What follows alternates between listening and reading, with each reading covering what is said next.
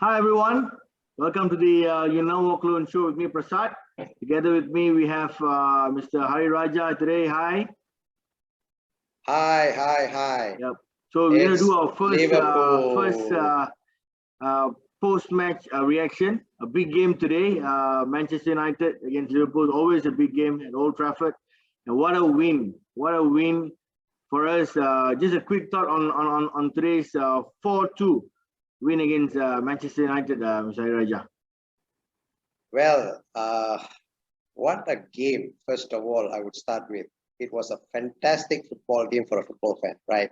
Six-goal thriller. We had so many, whatever you need in a game, it's there, except for red card, actually. But whatever that we seen today is quite entertaining, isn't it? When you see at Man United, they are much more informed team, I would say, isn't it? They are informed. They're in the second place. They only need about 1 point to just secure the second place. That's it. But today it was more for Liverpool because we are in a must-win match to keep up the momentum to finish on the top four. And we are not too far ahead because we have Chelsea with about 64 points and we are on the 60 with one game in hand. So there might, we just have to keep winning. So one of the most biggest hurdle is Man United game, biggest rivalry game. It has been rivalry for almost about 50, 60 years by now. So it was a good game, but it was entertaining. And of course, Man United started the game very, very well, to be honest with you. For the first 15 minutes, they were just controlling the midfield. Liverpool was losing a lot of ball at the top, actually. You see, the possession was lost. And it was a bit shaky, to be honest. And as a Liverpool fan, I was a bit worried. And I'm sure most of the Liverpool fan also was worried as well. But after that, we gained momentum. We started to control the midfield and, things started to happen. But unfortunately, Nat Phillips' own goal was a bit let down for all of us. First would have that feeling. But if you really look into the thing is that Nat Phillips could have done better, but for me, it's like, he has no choice. He has to defend it, but the own goal was unfortunate. But then after that, we just rocked the game. Yeah, like I was just speaking to a few of my friends before the game. I think, including before the game, we had 4 games remaining in the league, right? So I think it's all 4 cup finals for us. For just ensuring that we are in the Champions League next season. It's all cup finals. So we played like as though we are playing in a cup final. For the first time, I'm a bit little convinced with Nat Phillips and Ryan Williams. I think you know that I'm actually a constant critic of these two, especially even Ozan Kabak for the matter. Probably because we are used to seeing Van Dijk and all these people, and then suddenly we see people like them. But they played top game today, to be honest, except for that one own goal. But I think that Phillips assisted Jota with the first goal, right? And I think I'm pretty convinced. But I think it's about consistency now. I think that Phillips and even Ryan Williams. But I'm not still convinced with Ryan Williams yet. But probably Nat Phillips, he needs to show some consistency, so that he can actually be in the squad permanently, even after Van Dijk is in. Another one more thing. Do you think that we supposed to have this game earlier, and that point of time, I think Manchester United just came back after trashing Roma. I think it was 7-2 if I'm mistaken. I'm not really sure. I forgot. But they were like what you said earlier. They were in a flying form. Do you think that postponed? The game was postponed, and do you think that postponement actually helped Liverpool in this game? Well, I think it helps because you see, if you look into the momentum that Man United had was quite consistent. They were just high flying team and quite informed kind of team, And when they beat Roma, they had the momentum well. And if we would have just gone for that particular game, and my prediction was 2-2, or probably Man United would have just win the game as well. Like even in our pre-match we had our post podcast, right? So I told that the prediction could be 2-2. So I think that Man United could have just aged us and won on that particular match if it was played a few days back. I think last week, right? If I'm not mistaken. Yeah. But the postpone really worked for us.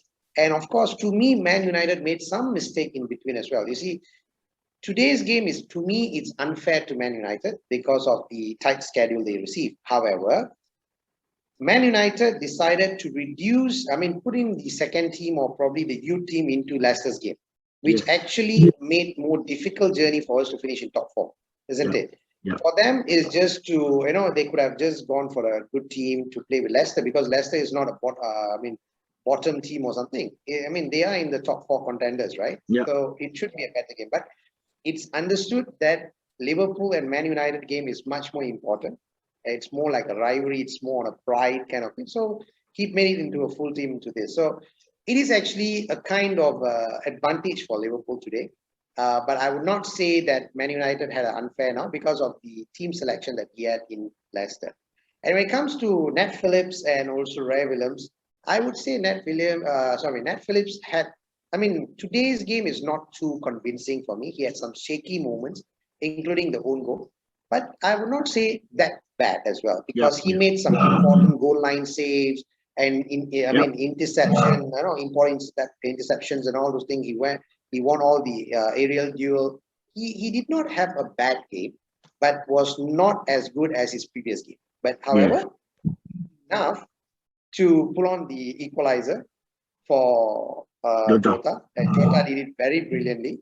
Nat Phillips was so brilliant to recover back his mistakes. So to me, he is actually gaining a lot of confidence, and because of game times that given to him. Ray Phillips, he's just been given, for the past 2 or 3 games, only he's getting game time. So he's young. Nat Phillips is, I would not say too young, because he's already about 22 or 23, if I'm not mistaken. He's now gaining experience and all things. But to me, Nat Phillips is slightly slower compared to Gomez. But if Nat Phillips has the speed, he should have, he would have been a top defender. But his game reading is good. But Ray Williams is quite young. Probably he needs some game time. I think just want to speak about a few things. One would be, do you think that Liverpool would have actually scored more? I think we had definitely more chances. And I know Man United had a goal, line saving stuff and so on. But again, Liverpool had a pretty decent chance with Mane and Jota especially. They should have actually buried, earlier itself. Probably would have actually won, or probably scored 5-6 goals on today.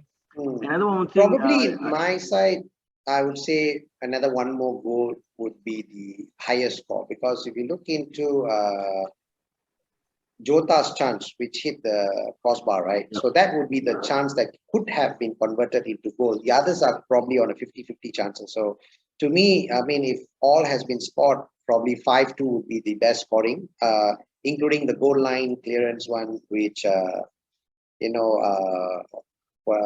cleared by Nat Phillips. Other than that, I don't think so. Man United had the chance based on the game today to win the game. So it's definitely a Liverpool day. Yeah. And speaking about Jurgen Klopp, I think we spoke about this offline. We were actually 3-2. I think right after the goal scored by Rashford, right? The second goal.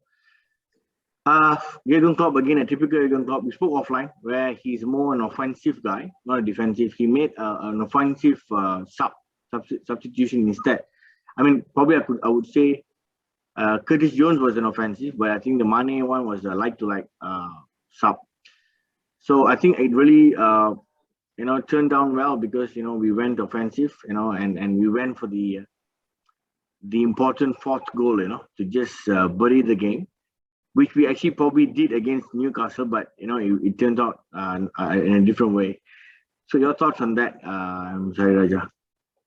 Okay, if you look into the modern day football teams, right, or football managers, they don't go for the older tactics. When we are winning, we need to put up some defenders to cover up the leads. I think the modern days managers like Pep, or if you take Klopp, anyone, okay, who has the offensive minded will never ever go for the finishing of the game with putting up an extra centre backs. Klopp used to do that in the first season. If you can see that, at that time he would go in for 3 centre backs at almost about final 10 minutes and all. After that, he has actually stopped. If you really recall, in the first season he did that.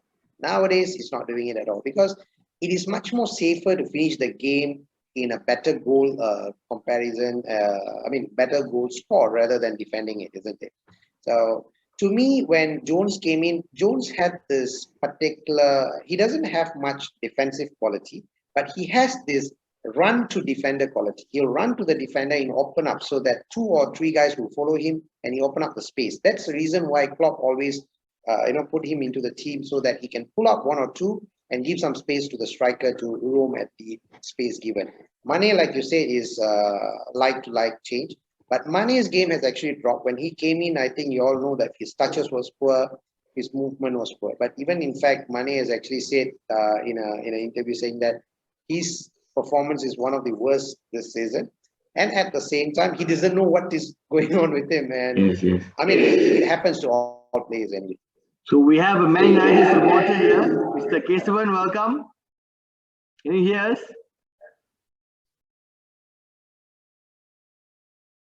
Hi, Mr. Kesavan, can you hear us?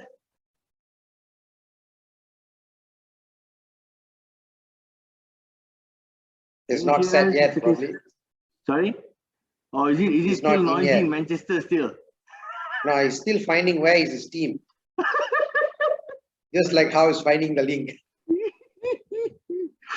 Okay, let's wait for him in a while. Okay. Now, can you hear me now? Yeah. Okay, sir. Kesavan, can you hear me?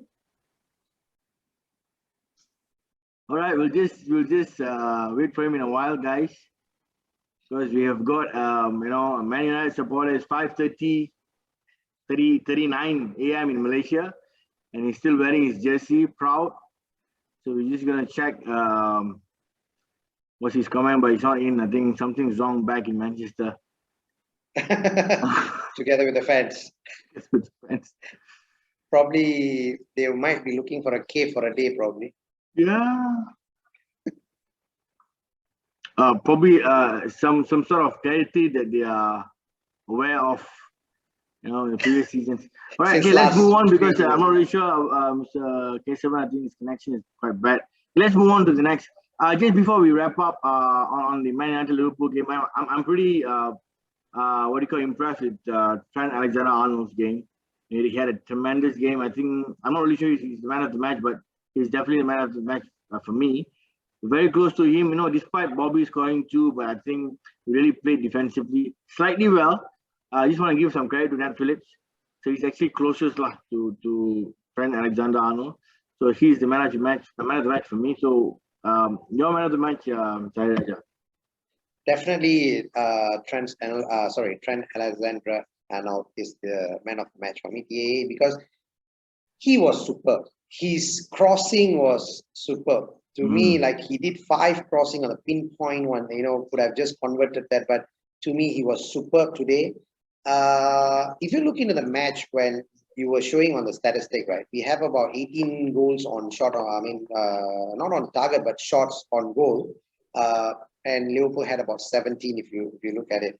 So if you look into the assists, right, Trent, I think, got 2, if I'm not mistaken, for this particular thing, this match. Yeah. I'm not really sure. I think 2.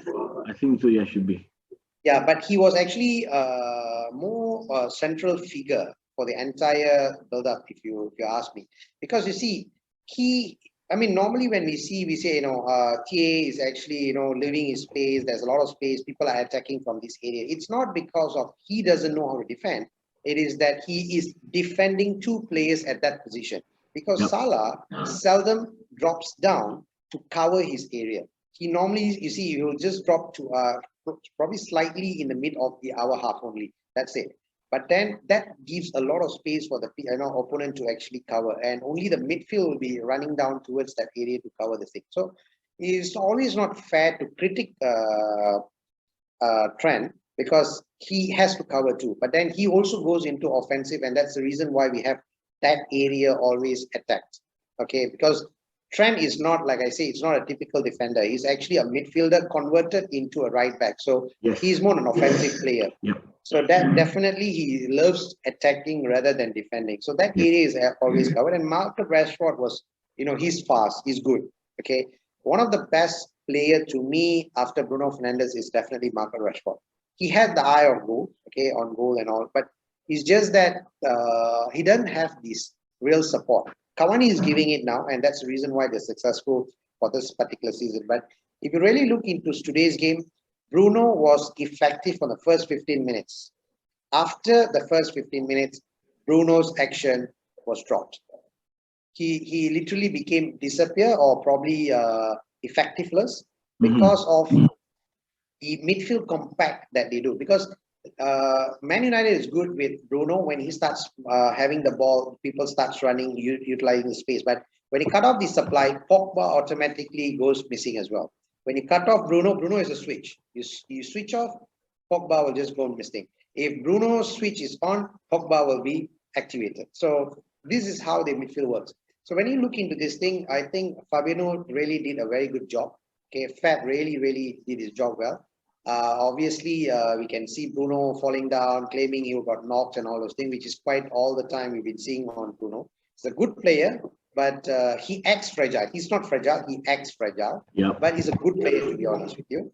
But to me, Wijnaldum was so good. He was just running the midfield well. So to me, the only difference today, it's a balanced game to me, if you ask me. But the only difference is that our striker was wearing all their scoring boots today, and we scored a goal. So that's the only difference today's game. But other than that, Man United also played really well. So no complaints for that. Good. Thanks for your thoughts, Raja. Like, let's move on. We have won the game. I think we have 3 cup finals still. Very important games. For me, I think I'm not looking at the team where they stand, but I think I'm just going to look at the games individually. 3 different games against. Every 3 games is going to be very tough for us. We have got to win this, and like what I said earlier is we have got 3 cup finals remaining. So all right. So okay. So thanks for your thought on that. So great win today. But again, we still have like what I said earlier, we have 3 cup finals. One on Sunday, which is another 2 days. We have a game away at West Brom.